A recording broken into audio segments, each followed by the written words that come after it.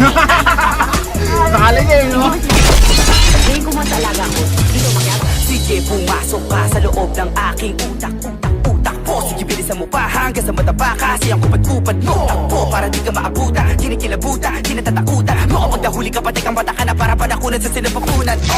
Isa, dalawa, tatlo.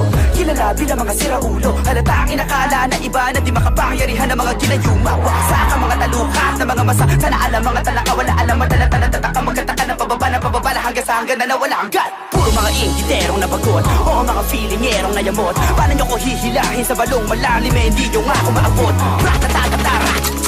O di ba nakakatakot? Pagkat di nyo matatakasan ang boses na kabataan kapag sure hit ang mga pasabog. Sino ba yan? Sino ba yan? At sino ba yan? Na naman ang buong sambayanan. Kahit ka kumakabago, makatao at makatarungan. Ito na si Abra, ang panalan. Di makatangkara pero nakaya na umakit sa pedestal at gumawa na himala. Pinatama ka tamatinig, nakakaiba talaga mag-isip. Espilet ang dami pero mga tumitingala. Sige, pumasok ka sa loob ng aking utak. Pwede mo itong ihalin tulad sa isang higanteng pintuang di mo maitulak. Di na mo itsura, di mo masikmura. Parang ginawa mong inumin ng suka. Huwag kang umasa na mangyari, magkachansa ka sa'kin. Kasi distansya natin bituin at lupa. Libo-libo sinagupa, binao parang basura. Pinipicturan ko muna bago inibig sa lupa. Primitibo lirisip mo, pipiliti ko, pihiti ko, tingin mo, kiliti mo. Imposible ko makuha, Pilipino sining at literaturang hinaluan ng mga bara na parang hinuglipi ko basura.